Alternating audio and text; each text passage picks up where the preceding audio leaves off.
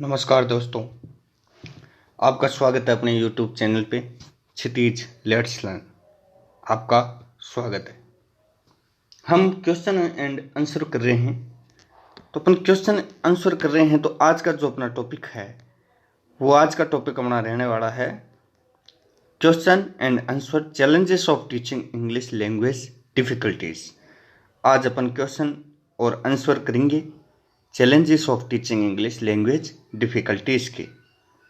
देखिए, question and answer करने से पहले अपन एक बात सीख लेते हैं। अपन challenges of teaching English language difficulties अपन ने पढ़ा, वो अपनी प्लेलिस्ट में अंग्रेजी की शिक्षण विधियों की प्लेलिस्ट में आपको मौजूद है। आप जाकर उसको पढ़ सकते हैं। उसके बाद ही क्वेश्चन एंड आंसर देखें, फिर आपको समझ में आ जाएगा। इसके बारे में अपन ने विस्तार रूप से पढ़ रखा है।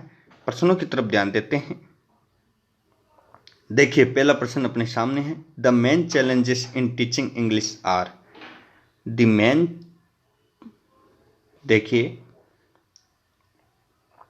अपने सामने प्रश्न हाजिर है। The main challenges of teaching English are attitude, pronunciation, grammar. D, A, B या सी, तीनों। तो समझिए, the main challenges in teaching English are, अंग्रेजी के अध्यापन में जो मुख्यतः चुनौतियां सामने आती हैं वो कौन कौन सी हैं।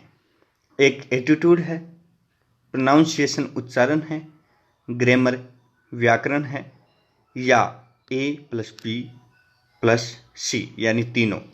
तो इसमें तीनों हैं। The main challenges in teaching English are, attitude में भी चैलेंज आता है इंग्लिश सीखने में, प्रोनाउंसिएशन भी इंग्लिश का डिफिकल्ट है और ग्रामर भी। तो इन तीनों में दिक्कतें हमें देखने को मिलती हैं।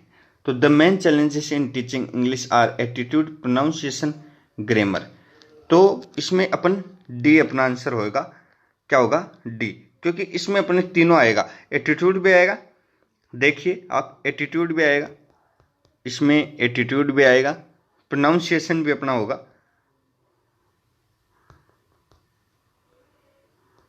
प्रोनाउंसिएशन में भी दिक्कत होगी और ग्रामर में भी दिक्कत होगी, ग्रामर। देखिए, तो इसमें अपना जो आंसर है वो डी होगा, क्योंकि इंग्लिश के अध्यापन में इन तीनों में दिक्कत आती है। तो पहले का अपना आंसर जो होगा वो डी होगा। दूसरे पर चलते हैं। देखो, difficulty of English teaching in India is due to, जो इंडिया में इंग्लिश पढ़ाते वक्त जो डिफिकल्टीज आती हैं, इंग्लिश के अध्यापन में जो दिक्कतें हमें महसूस होती हैं वो कौन कौन सी हैं। तो इस बात में अपन देखते हैं भाई, difficulties of English teaching in India is due to, किस वजह से वो डिफिकल्टीज होती हैं इंडिया में अंग्रेजी अध्यापन के लिए। तो neglecting AIIMS of teaching English, देखिए सही लक्ष्य को नेग्लेक्ट करना, इंग्लिश पढ़ाने के सही लक्ष्य को नेग्लेक्ट करना पहला। दूसरा, old method of teaching English, पुराने जो मेथड चल रहे हैं वही इंग्लिश पढ़ाने के लिए अभी चल रहे हैं, इसलिए डिफिकल्टीज आती हैं। या less use of audial visual aids, जो ऑडियो और विजुअल एड्स हैं, जो सामग्री हैं, जो ऑडियो विजुअल सामग्री हमें यूज में लेनी चाहिए, जो ध्वनि और चित्र की जो पढ़ाने के लिए सामग्री यूज में लेनी चाहिए वो कम है। या जो ओल्ड मेथड है वो टीचिंग का वही चलता आ रहा है, या जो सही लक्ष्य है उसको हम नज़रअंदाज कर रहे हैं, या डी ऑल अबव। तो देखो, इंग्लिश पढ़ाने में जो इंडिया में डिफिकल्टीज आती हैं तो इनके ये तीनों कारण हैं, तो इसमें डी होगा। ये देखिए, सेकंड में अपना जो आंसर है वो है डी होगा। पहले में भी अपन ने डी करा। देखिए, अपन नेग्लेक्टिंग एम्स को नकारते हैं, जो लक्ष्य है उस लक्ष्य को नकारा जाता है। ओल्ड मेथड चलता है, जो पहले मेथड चलता था वही अभी चलता है, ओल्ड मेथड।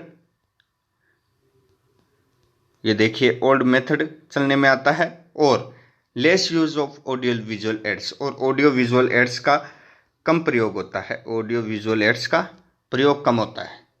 तो इसमें डी होगा।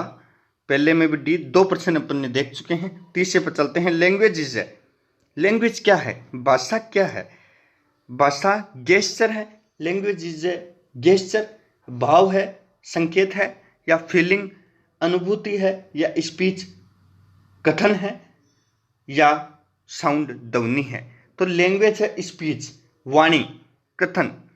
तो language is a speech, not a gesture, not a feeling और नॉट ए साउंड। जो लैंग्वेज है वो अपनी स्पीच है, तो इसमें अपना स्पीच होगा, तो इसमें सी होगा भाई।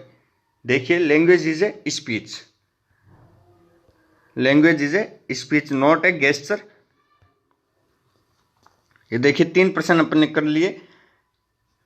पहले में D, A+B+C attitude, pronunciation, grammar, और सेकंड में neglecting AIIMS of teaching English, old method of teaching English, less use of audio visual aids, तो डी, और थर्ड में स्पीच सी। तो 3 प्रश्न अपन ने कर चुके हैं। आगे चलते हैं, देखो आगे चलते हैं। देखिए अपने बीच में है चौथा प्रश्न, फोनेमिक डिसऑर्डर, जो ध्वन्यात्मक विकार होते हैं, इस ड्यू टू, किस वजह से होते हैं। ये देखिए कितना शानदार प्रश्न है। जो फोनेमिक डिसऑर्डर, ये अपन डिसऑर्डर में भी पढ़ेंगे, ये प्रश्न अपन जो देख रहे हैं वो डिसऑर्डर में भी अपने आएगा। Phonemic disorder is due to physical disability, mental disability, lack of learning sound system of language, none of above. देखिए जो फोनेमिक ध्वन्यात्मक विकार होता है वो होता है lack of learning sound, sound को जो सीखने का सिस्टम होता है लैंग्वेज साउंड का, वो उसकी कमी होना हमें फोनेमिक डिसऑर्डर होता है। तो इसमें सी आएगा, lack of learning sound system, lack of learning sound system, lack of learning sound system, learning sound system है। देखिए lack of learning sound system, इसमें फोर्थ में सी होगा। 5वें पे चलते हैं, speech sound disorder can result by genetic syndrome. जो स्पीच साउंड डिसऑर्डर है वो किस वजह से है, स्पीच साउंड डिसऑर्डर है, भाषा ध्वनि विकार है, वो किस वजह से है, genetic syndrome, hearing loss, neurological disorder, या ऑल अबोव। तो इसमें ऑल अबोव आएगा, क्योंकि जो स्पीच साउंड है वो जेनेटिक सिंड्रोम भी हो सकता है, जेनेटिक सिंड्रोम भी हो सकता है, और ये देखिए हियरिंग लॉस भी हो सकता है, क्योंकि अगर सुनाई नहीं देगा तो वो स्पीच साउंड में प्रॉब्लम करेगा, सुनाई नहीं देगा इस वजह से वो स्पीच साउंड में प्रॉब्लम करेगा। तो जेनेटिक सिंड्रोम भी हो सकता है, हियरिंग लॉस भी हो सकता है, न्यूरोलॉजिकल डिसऑर्डर भी हो सकता है। तो इसमें डी है, ऑल अबोव, ऑल अबोव आएगा इसमें, डी है ऑल अबोव। ये देखिए एरर्स, 6th पे देखिए, errors produce by children with speech sound is called, errors produce by children, जो बच्चों के द्वारा जो गलतियां की जाती हैं, जो एरर्स किए जाते हैं with speech sound, speech sound बोलते वक्त, उसको क्या कहते हैं अपन, डिसऑर्डर बोलते हैं, एरर बोलते हैं, अमिशन बोलते हैं, या फॉल्ट बोलते हैं। तो उसे अपन बोलते हैं डिसऑर्डर, ए इसमें होगा, उसको अपन क्या बोलते हैं, डिसऑर्डर बोलते हैं। क्योंकि जो एरर्स साउंड में जो एरर्स होते हैं उसको हम डिसऑर्डर बोलते हैं, स्पीच साउंड में जो प्रॉब्लम होती है उसको अपन डिसऑर्डर बोलते हैं। तो इसमें डिसऑर्डर, देखिए 4th में अपन ने करा physical disability, mental disability, lack of learning, तो सी आएगा। और 5th में ऑल अबोव किया आपने, 5th में ऑल अबोव आएगा, ये देखिए। और 6th में अपना डिसऑर्डर आएगा, डिसऑर्डर। तो ये कुछ प्रश्न थे, बहुत ही अच्छे प्रश्न अपन बीच में लेकर आते हैं। इससे क्या है, अपना जो पहले का पढ़ा हुआ, जो भाई पहले नहीं पढ़ा है वो जाके प्लेलिस्ट में आप देख सकते हैं। आप देखिए चैनल को सब्सक्राइब करके जाया करो, भाइयों में शेयर करना इंपॉर्टेंट है, भाइयों में आप शेयर कर दिया कीजिए, इसको शेयर कर दिया कीजिए। भाइयों में शेयर करने से क्या होता है, ज़्यादा से ज़्यादा अपना वीडियो भाइयों तक पहुँचेगा। तो please subscribe the channel and share. जय हिंद, जय भारत।